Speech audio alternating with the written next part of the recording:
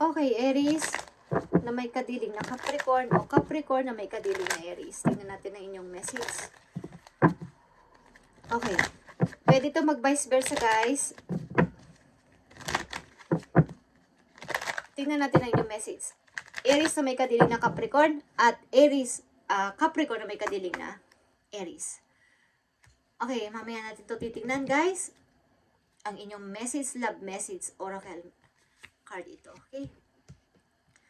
Uy, gusto niya dalawa.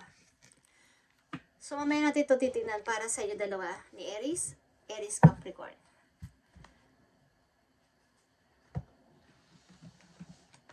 Tingnan muna natin ang inyong sitwasyon bago nyo nakilala si Capricorn. Aries, bago nyo nakilala si Capricorn, ano ba ang inyong naging sitwasyon sa buhay? Buhay pag-ibig. Okay.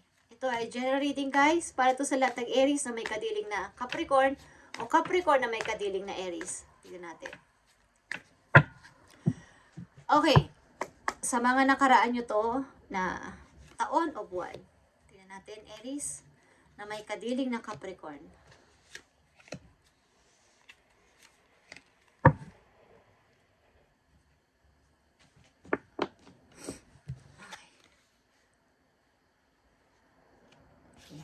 Meron dito ang isang tao na walang confidence sa sarili. Ba, tinutulungan ng isang person na, sige, kaya mo yan. Kaya pinapalakas niya ang loob. Ng isang person dito kahit na natatakot siyang, wala siyang tiwala sa kanyang sariling kakayanan.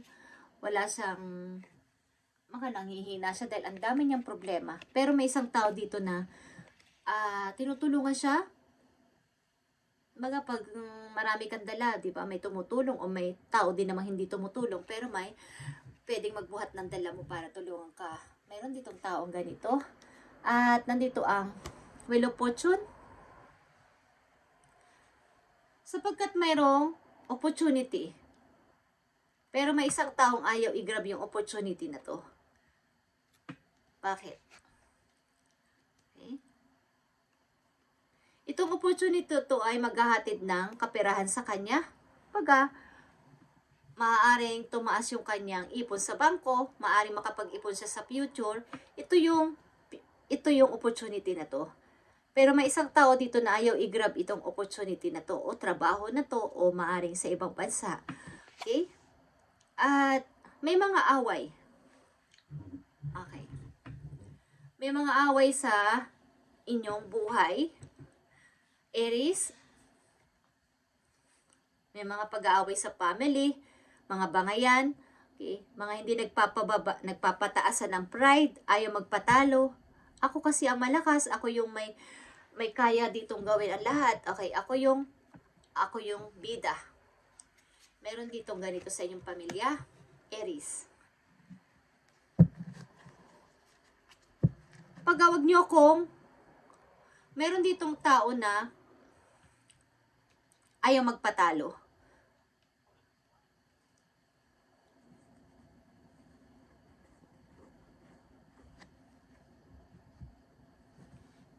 Ayaw idaan sa tamang pagsasalita.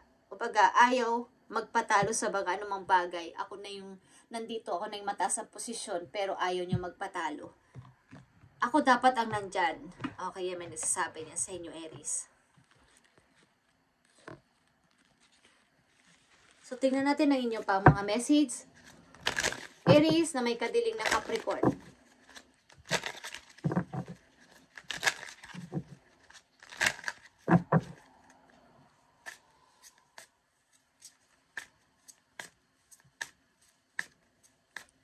Maraming against sa inyong relasyon ni Capricorn, Aries.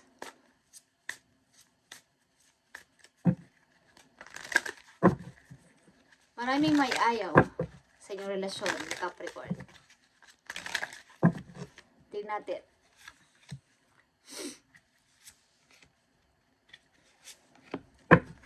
Message dito sa Capricorn na may kadiling na Aries o Aries na may kadiling na Capricorn. Nandito ang message. Okay. Meron dito nagpapadala ng message sa isang tao na nasa malayo.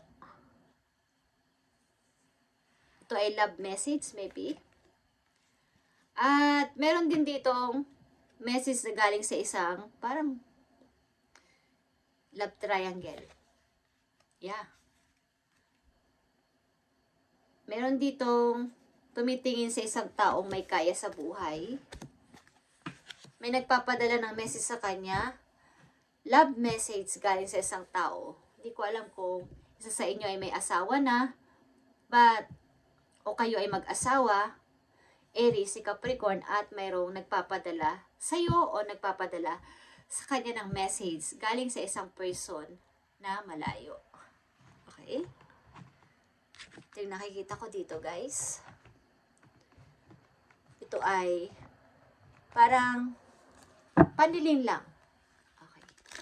Maring meron ditong isang tao na nagkaroon ng opportunity na pumunta ng ibang lugar para iniisip niya makaipon in the near future para sa pamilya. Sad to say, maaaring pero nung nandun pa sila magkasama pa, nagsusuportahan silang dalawa sa isa't isa. Pinapalakas niya ang loob ng isa hanggang sa makaalis siya, mabigyan ng opportunity. At ito na, hindi na siya naging honest sa relasyon. At yan, meron na nag-aaway-away dito sapagkat may nagsasabi na chinichismis ako, chinichismis lang ako, o chismis lang yan, nagtatanggol niya ang sarili niya o dinidepensahan niya ang sarili niya sa mga taong galit sa kanya. Okay? May nagagalit dito. Tingnan natin. Mukhang isang tao dito, Aries na may kadiling na Capricorn o Capricorn na may kadiling na Aries ay nalilink o malilink sa wealthy man o sa taong may kaya sa buhay. Tingnan natin. Ano ba ang gusto mong sabihin dito sa mga Aries na may kadiling na Capricorn at Capricorn na may kadiling na Aries? Dito sa Nine of Wands, Wheel of Fortune, Seven of Pentacles, and Seven of Wands.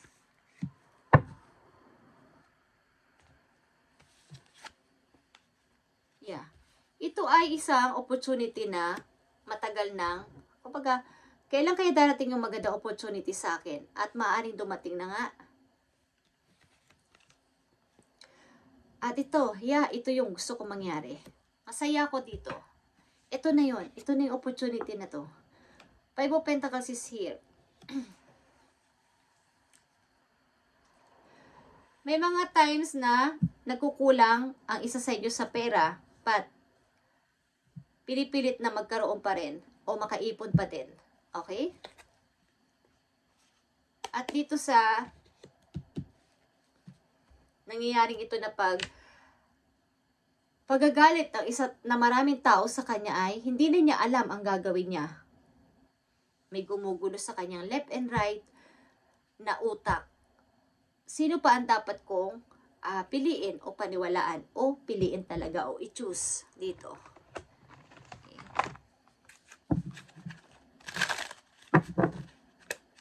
Maring pagdating talaga ng opportunity na ito ay nagkaroon ng hindi magandang revelasyon.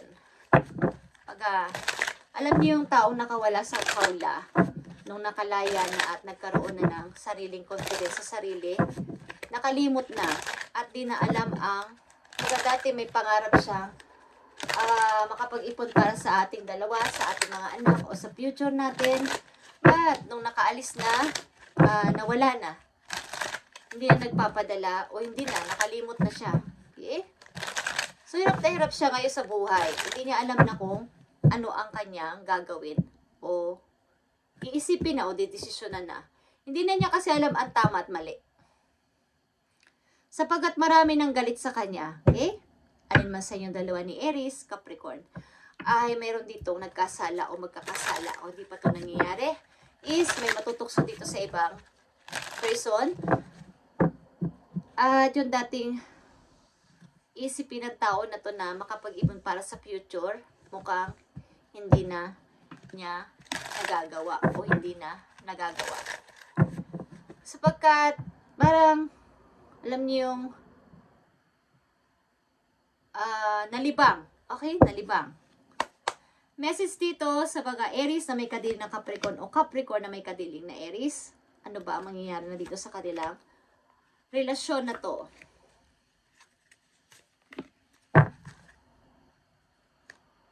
Mukhang nasa ibang lugar nga ang isa sa inyo o nasa malayong lugar. Hindi ko sabihin, ibang bansa ito, guys. Okay. Nandito ang Queen of Pentacles, guys. Queen of Cups. Maring isa kang ina o isa kang ama. Dito, na iniisip yung kapakanan ng mga anak.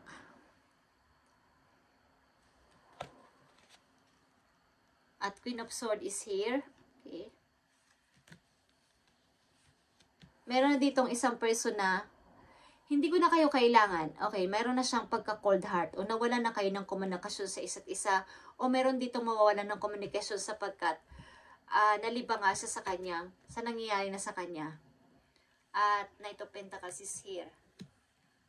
Marami siyang planong puntahan lugar, puntahan na maaari makapagpapa unlad sa kanyang money. Para magpapataas pa ng kanyang money. Queen of Wands is here. Okay. Meron ditong tatlong queen sa iba't ibang karakter na hindi masaya. Okay? As a Queen of Cups, Queen of Swords, and Queen of Wands, bilang isang ina dito o isang ama dito is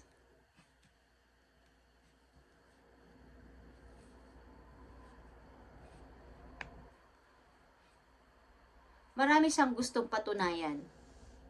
Marami siyang iba't ibang karakter dito pinapakita sa kanyang ginagawa o ginagampanan sa buhay. But, hindi siya masaya sa kanyang ginagawa sa ngayon. Hindi siya masaya. Hindi ko alam kung bakit, but titingnan natin to, guys. Meron siya pinagsisisihan.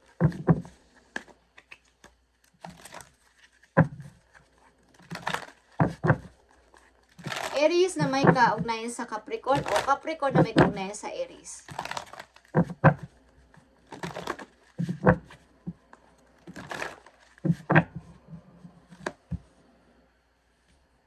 Kung kayo ay mag-asawa, is parang ito ay may matutokso dito sa ibang person. Kumbaga sa bata o sa isang teenager na ligaw ng landas, guys. Okay. So, nandito pa din yung emotion niya na magbalik o nararamdaman niya yung pag-iisa niyang mother. But, papaano? How? Okay. Marami nang may galit sa akin. Marami nang hindi na naniniwala sa akin. Paano pa ako babalik? Paano ko pa ibabalik yung dating ako? Yung dati nilang pagtingin sa akin. Okay, meron ditong maghihiwalay o hiwalay na. Sapagkat nga, kahit anong gawin ng isang person is, umalis ang tao na to, at maaari ding sangkot sa third party. Meron din sangkot sa third party, guys. O nasasangkot.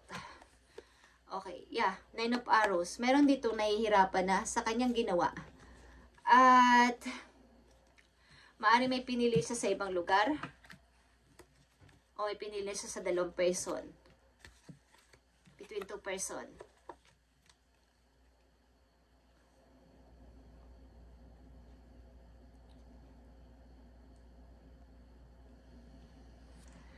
But meron ditong mag-asawa o isa sa inyo is matatag na pinaglalaban o ipaglalaban natin ang pag-ibig na to. Okay? Ano man ang mangyari, ano man ang nangyari, ano man ang nangyayari o mangyayari pa lang is, kailangan natin itong tatagan, kailangan natin itong, wag natin bitiwan ang relasyon na to, ano man ang mangyari sa ating relasyon, kung nagkasala man ng isa sa atin, is maaaring haharapin nyo to ng buong tapang at kakalimutan ang lahat. Okay, tingnan natin ang message dito. Sapagkat this person is your soulmate, your connection is okay, o sagrado. At humingi ka ng take leap of faith. Kumbaga yung pagtitiis andito. Humingi kayo ng konting, sana hindi masira ang relasyon namin na to. At nandito ang forgive and release. Kesa magalit ako, magpatawad na lang ako. Okay? You are stronger when you carry love and forgiveness rather than anger. Maaring may nagkasala nga dito o nagkakasala sa relasyon at pinipilit yung kumbaga sa kanta, hold on, okay? Kapit lang. Kahit ano nangyari o mangyayari sa ating relasyon is kapit lang. Andito pa din ako sa iyo at labanan natin to ng buong tapang ang ating relasyon. Huwag kang bibitaw. Kahit maraming galit sa iyo, maraming nagagalit sa iyo is andito naman ako na naniniwala sa iyo, okay? Huwag kang mag-alala. Andito naman ako na naniniwala sa iyo at patuloy na naniniwala na ang ating relasyon ay magtatagumpay hanggang sa huli. Okay? Isa sa inyo ni Capricorn o Aries ay pinagpapasensyahan ang ganitong pagkakasala ng inyong partner. Okay. Tingnan natin, Capricorn na may kadiling na Aries o Aries na may kadiling na Capricorn. Meron kasi ditong naligaw lang, nalandas, but gusto nyo ibalik ang pagiging isa niyang mabuting ina o mabuting ama o mabuting partner. Wala pa kayong anak. Okay. So, tingnan natin ang message dito sa Capricorn na may kadiling na Aries o Aries na may kadiling na Capricorn. At pwede ito mag-vice versa, guys. Okay? Tingnan natin. Pilit nyo itong nilalabanan ang relasyon na to at strong na strong ang inyong relasyon. At humihingi kayo ng para hold pa natin to. Huwag kang bibitiw. Uy. Sapagkat yung band nyo ay napaka-strong ng inyong banding. Maybe nung magkasama pa kayo o lagi kayong nagbabanding o namamasyal, something. Powerful couple ito. Na kahit anong mangyari, nagkasala man ang inyong partner, ay andyan pa din. Andyan yung pananalig na hindi kayo magtatapos ang relasyon na to. Message dito sa Aries na may kadiling na Capricorn o Capricorn na may kadiling na Aries. Okay. Andito ang feelings. Take time to explore the deep emotions you are experiencing. Minsan-minsan, kung kayo ay magkasama, hawakan nyo ang kamay ng bawat isa para maramdaman nyo ang feelings, okay, ng inyong mga puso. Huwag nyo pababayaan na kayo ay sa isang araw ay hindi nyo siya niyayakap, okay? O nagsasabihan kayo ng sweet words kung kayo ay magkasama sa bahay. Kahit kayo ay mag-asawa na, huwag nyo yung kakalimutan, okay? Yun ay strong bond ng isang couple para hindi kanya ma-compare sa iba at walang makakahigit sa'yo. Okay, tingnan natin ang message pa dito. Maring may nagpapadala ng message sa isang tao dito galing sa isang mayaman na lalaki. Okay. Tingnan natin ang message pa dito. Aries na may kadiling na Capricorn o Capricorn na may kadiling na Aries. Ano man ang inyong sitwasyon, mag-asawa man kayo, magkasintahan. Nagbabadya dito ang pagkakaroon ng malilig sa ibang person. Okay? So, ingatan ninyo inyong relasyon kung kayo ay hindi niya pa ito nararanasan. Andito ang openness. Be open to accept divine guidance in your relationship. Kumbaga, ibigay nyo kay Lord ang inyong alalahanin about dito sa relasyon na to, Capricorn, Aries, Aries, Capricorn, na maging strong pa to at basbasan ni Lord ang inyong relasyon para wala makapasok na magdi-distract, wala makapasok na mga asungot sa inyong relasyon, okay? Walang pwedeng manghimasok sa inyong relasyon. Maaaring may mga taong nagagalit dito sa isang person sapagkat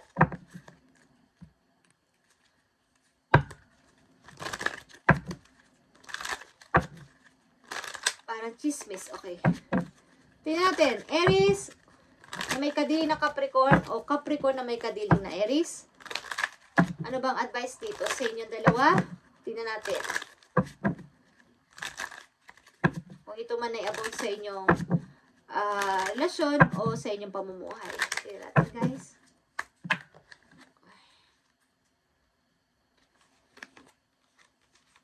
Nandito ang frog. This is a powerful time of change. You are being to called to connect with the world of emotions and feminine energies. Okay, kayo ay feminine, nandito sa reading, maybe.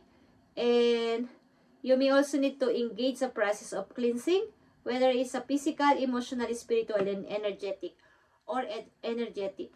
So, kung kayo ay Aries, na babae, o Capricorn na babae na nandito sa reading, ito yung time para kayo ay mag-cleansing, para mapalitan ng inyong emotion, ang inyong physical din, and emotional, spiritual, or energetic. Okay? Kailan dito ng transition is